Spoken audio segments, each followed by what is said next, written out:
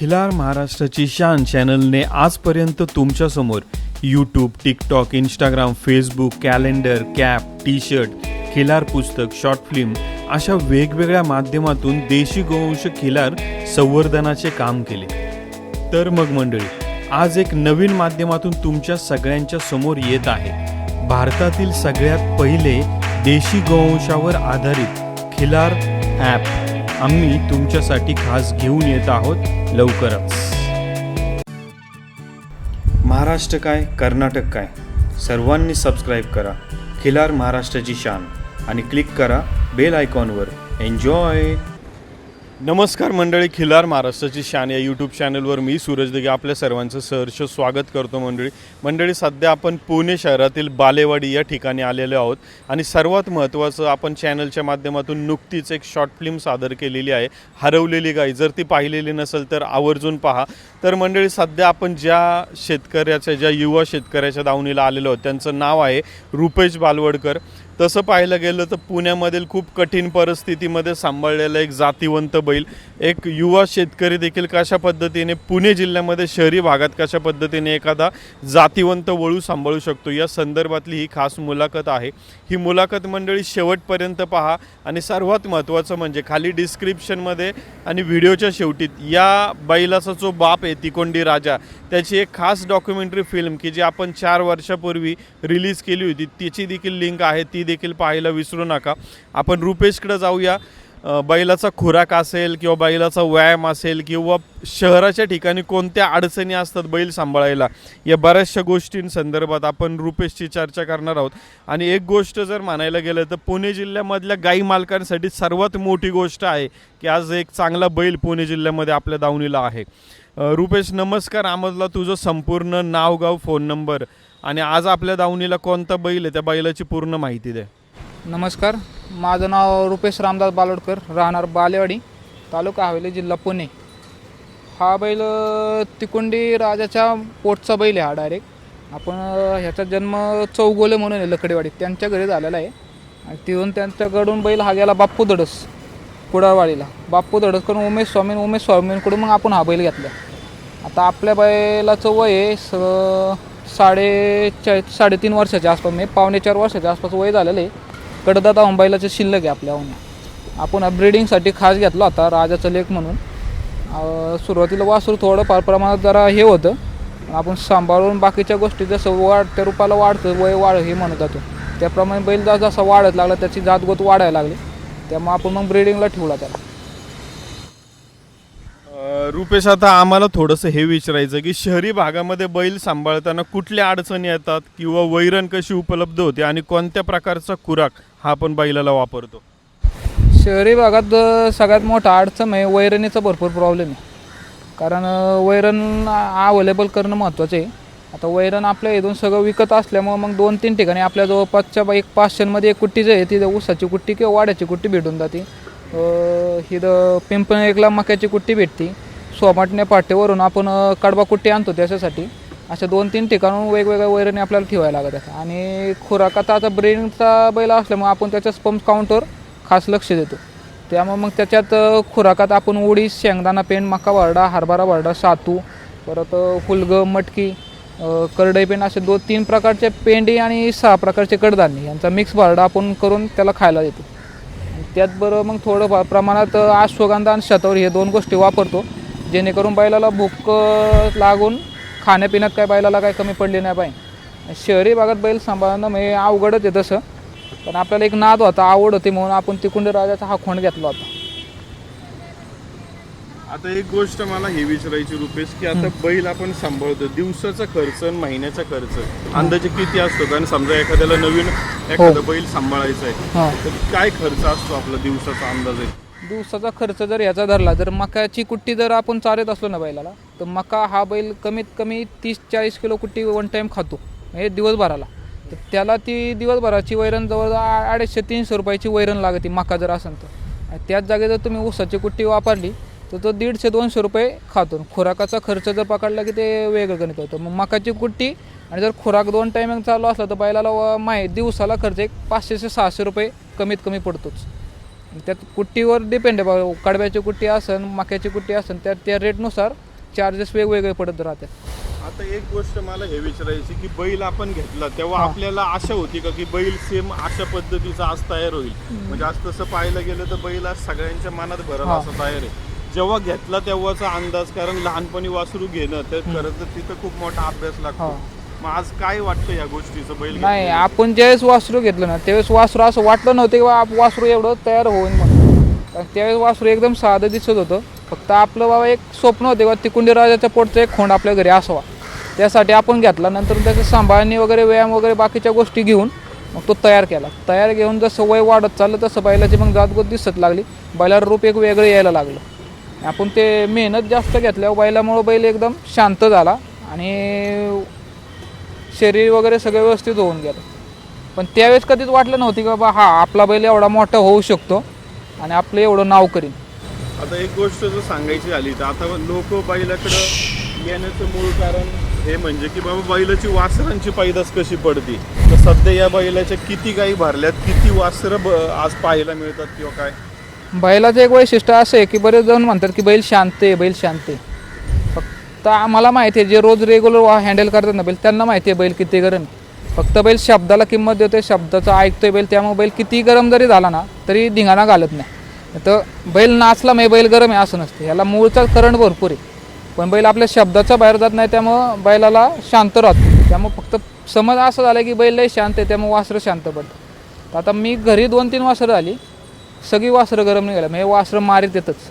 Current वासरांना फुल आहे, बैलाला पण करंट फुल होता. ज्यावेळेस उमेश स्वामींकडून आपण वासरू घेतलं त्यावेळेस पण उमेश स्वामी म्हणले किंवा वासरू गरम आहे, हँडलिंगला जरा त्रास करेल. पण आपण हँडल वेळ भरपूर दिला त्यामुळे बैल जरा शांत झाला आणि शहाणा झाला बैल. त्यामुळे मग त्याचा जो करंट आहे अंगचा तो बैल एवढा दाखवून देत नाही. तसं बैलगाडीला झोपायचं म्हणलं तर आम्हाला 4-4-5 जण एकट्याला लागत नाही. तुम्ही रोज जरी झोपाय घेतला तरी तेवढा तो त्रास करतोच. फक्त इतर कामाला बैल शब्दाच्या बाहेर जात नाही त्यामुळे बैल शांत राहतो. आणि वासरं बरीच पडली, आत्ता एक 300च्या आसपास बैला गाई लावल्यात. वासरं बऱ्यापैकी पडलेले, पण जेवढे वासरं पडल्यात त्यांचे मालक जे भेटून गेल्यात ते सगळे माहिती की आता वासरू खूप ॲग्रेसिव्ह आहे. वासरूला आता पण मारी द्यात, काही वासरं तोंडाने मारी देते. करंट हा जन्मताच आलेला आहे वासरांना. फक्त बैल आपण लहानपणापासून चांगला सांभाळल्यामुळे बैल मस्ती करत नाही, एवढाच विषय.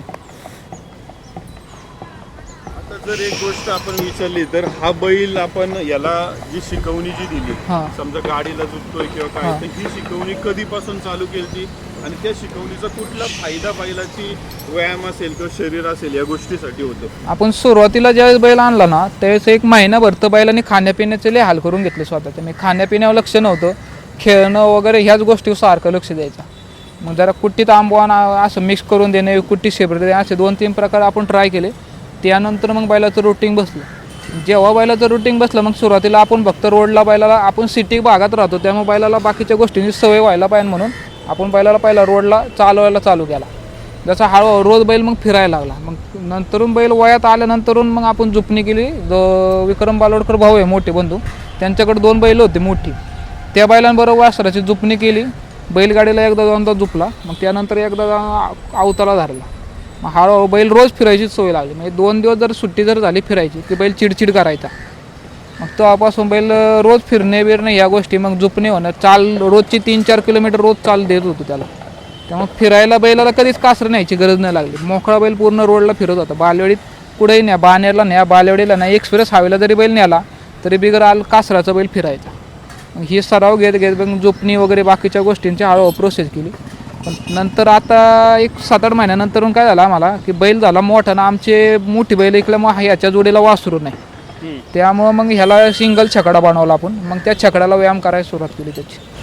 आता एक गोष्ट आपण जर विचारली तर बैल दावणीला असताना आता किती मनुष्यबळ तुम्ही स्वतः आहात की जे गरजेचंच आहे, जेवढं लागतंच का एकटा हँडल करता बैल? बैलाच्या मी सुरुवात ज्यावेळेस बैल लागवडीला चालू केला 22 जुलैला, त्यावेळेस फक्त 22 जुलैची जी सगळ्यात पहिली घरची गाय लावली त्यावेळेस दोघांनी लावली 2 कासऱ्या. तिथून नंतरून बैल मी जवळजवळ 98 गायांना बैल सिंगल कासऱ्यावर सोडला. गेल्या वर्षी जसा बैल दुसऱ्यातून चौसऱ्यात यायला लागला का त्यावेळेस बैल मस्ती येतो. चौसरूप म्हणजे तरुण वयात आलं झाला. तिथून पुढं मग बैल जरा मस्ती करायला लागला. मग तिथून पुढं मग आपण डबल कासऱ्या घ्यायला लागलो. कासऱ्याला गाय लावताना आता 2 कासरं, अजून बैल सिंगल कासऱ्यावर गाय लावू शकतो. पण जनावर कोसा खिलारचं काय भरोसा नसतो. किती तुम्ही याने जरी सांभाळला तरी तो बैल धावाधावी करतो. आभाळ आलं की बैल फिरतो आणि काळ्या मातीच्या वासाने पण बैल फिरतोच.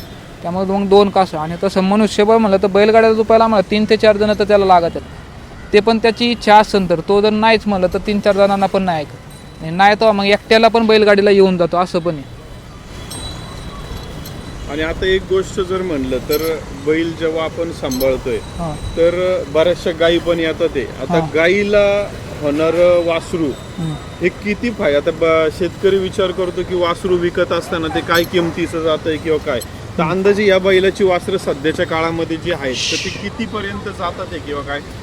आत्ता आपलं घरचं वासरू आपण 45,000ला ऐकले. एक 6.5 महिन्याचं वासरू होतं, ते 45,000ला ऐकले. आणि बाकीचे तुकाराम शितोळे यांची एक कालवड काहीतरी ती एक 51,000ला का काहीतरी त्यांचा तो एक व्यवहार झाला आहे. बाकीची कोणाची काय काय ऐकल्यात ते काय एवढी आयडिया नाही आपल्याला. पण आपण घरची 2 वासरं म्हणजे ही 2 वासरं तर ऐकलीच. पण आत्ता घरी एक वासरू आहे आपल्याकडे तांबूस कलरचा हार नाही, त्याला पण डिमांड चांगली आहे. पण त्या पेत आहे वासरू, त्यामुळं आपण काय वासराला हे नाही केलं सर. आता किती लांबून लांबून गाय आपल्याकडे येते किंवा आता पुणे जिल्ह्यात म्हणलं तर पुणे जिल्ह्यातलीच गाय येते का आपल्याकडे? नाही, आपल्याकडे बोरवेलला पण गाय आहे. एक महाबळेश्वरच्या 5 गणीच्या 2 गाय, एक गाय गाव आहे आपली तिकडली. एक अलिबागच्या पण 1-2 गाय गाव आहे. रायगडच्या पायथ्याच्या बोरवेलला पण गाय. त्या साताऱ्यातल्या तिकडल्या पण गायांचे फोन चालू आहे आपल्याला. पण गायीची दगदग नको, माणसांचा हाल नको म्हणून, जनावरांची दगदग नको व्हायला म्हणून आपण काय करतो, सातारावाल्यांना गायांना तर तिथल्या जवळपास जर वळू असतात त्यांचं सहशन देऊन मग त्या गाय तिकडल्या तिकडं फिरवली. नाही तर बैलाला साताऱ्यातल्या गायांच्या तिथून खालच्या गायांचे पण फोन भरपूर आहे. पण दगदग होण्यापेक्षा आता आपण जे बैल घ्यायच्या आधी जे आपण दिवस काढल्यात तेव्हा गाय खालीला आवड नेले, राहणे ना राहणे ह्या बाकीच्या ज्या गोष्टी होत्या त्यासाठी आपण त्रास नको म्हणून बऱ्याच लोकांना सांगतो तुमच्या जवळपास जो अवेलेबल असेल तर तिथं. आता पुण्यातल्या लोकांना तर आपल्याशिवाय ऑप्शन नाही आहे, म्हणजे पुण्यात दुसरा वळू नाहीच आहे या जातीगोतीत एवढा. त्यामुळे मग ते पण सातारा सांगली त्या भागात भरपूर वळू असतं, मग त्या लोकांना तिथलं ते ऑप्शन देतो आपण मग तेच. आता आम्ही एक बघितलं तर दावणीला आज वळू सोबत, आता सुरुवातीच्या काळात बैल होता तेव्हा गाय एकच होती, आज गाय मोठ्या प्रमाणात पाहतो. काय याचं उद्दिष्ट आहे की गाय देखील वाढवतो आपण? गाय वाढवायचं कारण काय होते, बैल बघाय माणूस येतात रोज.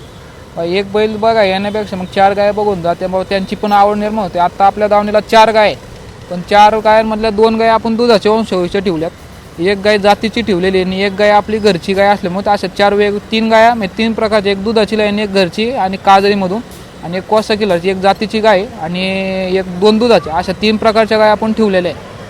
जेणेकरून बैल बघून पण माणसांची इच्छा होतीच, पण त्याच बघून गाया बघून पण माणसांची इच्छा झाली पाहिजे, जेणेकरून वासरं जी पडतात. आता म्हणजे डोक्यात हेच आहे की बा ह्या बैलाची आपली घरी पैदाच घेऊन 3-4 वासरं बाकीचा दूध व्यवसाय जर्सी गायांचा दूध व्यवसाय करण्यापेक्षा आहे ना, वर्षाला 5 गाय ठेवून 5 वासरं जर विकलं तर ह्यांचं भांडवल निघून जाते. वर्षाचा खर्च, वैरण काढीचा खर्च आहे तर ती वासरं कडून जाते. त्यामुळे ह्यांचं आपलं बाकीची जी मेहनत आहे ती आपल्याला प्रॉफिटमध्येच राहते. ते वासरांचं एकूण जे पैसे होते आणि त्याच्यावर वैरण गाडी भरून निघते. त्यामुळे 5 आत्ता डोक्यात असं आहे की 5 ते 6 गाय ठेवायच्या घरी आणि 1 बैल. आणि आता अजून एक वळू घ्यायचं चाललंय वासरू. आता ते शोधून एक आहून एक ह्याच्या मागं, कारण आता ह्याच्या ज्या कालोडी पडत्या त्या पुढल्या वर्षी कालोडी लागवडीला येतात. जे इथून मागं पडलेल्या कालोडी असतात त्या 1-1.5 वर्षात त्या 2 वर्षाचं होऊन जातं. मग त्या लागवडीला तर त्यासाठी आता ह्यांच्या कालोडी तर ह्याच्यावर लावू शकत नाही आपण. त्यामुळे दुसरं एक वासरू घेऊन ते एक तयार करायचं डोक्यात. 2 वळू घरी आणि बाकीच्या 5-6 गाया घरी ठेवायचं असं चाललेलं, जेणेकरून आपल्याला बघायला जी माणसं येतात त्यांना पण ती आवड निर्माण झाली पाहिजे. भरपूर माणसं असे की ती बैल बघायला येतात, काही गाया घेऊन येतात, त्यांच्यावर मित्रपरिवार असतो ते पण म्हणतात आम्हाला एक अशी गाय पाहिजे. ह्या गोष्टीने खिलारचं संगोपन होऊन जाईल, वाढ पण होऊन जाईल. आता एक गोष्ट जर म्हणायला गेलं तर खिलार ही फायदेशीर पण आहे तेवढीच लोकांसाठी. शर्यत बंदी उठली तेव्हापासून लोकांना आता बंदी उठून जवळपास 2-3 वर्ष झालेली. आता शेतकऱ्याने, आता आम्ही तसं कठीण काळात तू वळू सांभाळणं रुपेश, त्याचबरोबर आज मोठ्या प्रमाणात गायी सांभाळतो हे पाहतोय, तर शेतकऱ्याला हे काय कोणत्या दृष्टिकोनातून फायदेशीर आहे? म्हणजे आज दावणीला वळू येऊन एवढ्या गायी आहेत, कोणत्या गोष्टीचा फायदा शेतकऱ्याला होऊ शकतो? शेतकऱ्याला गाय जरी असली तर तिचं वासरू एकूण जे आर्थिक तर मदत होतीच, शेणगोमूत्रातून शेणातून मदत होती. आणि सगळ्यात मोठं प्रॉफिट जर म्हणलं ना तर तुमची शारीरिक गरज ह्याच्याकडून पूर्ण होऊन जाते. आपण म्हणू एखाद्याला जर BP असेल त्यांनी 5 मिनटं रोजचे जरी गायला दिले, 5 मिनटं जरी एक गाय पुसली तर त्याची ती BPची गोळी बंद होऊन जाते. तिचं गोमूत्र म्हणा शेण म्हणा, ह्या म्हणजे गाईच्या सहवासात जरी राहिलं ना तुमचे बऱ्यापैकी आजार कव्हर होऊन त्याचे शरीर चांगलं राहतं. माझा एक अनुभव असा आहे, मी आता 5-6 वर्ष झालं मेसला जेवण असतं, मी बाहेरचं जेवण हवं, पण दररोज गोठ्यात असल्यामुळे मला अजून आजार हा प्रकार नाहीच.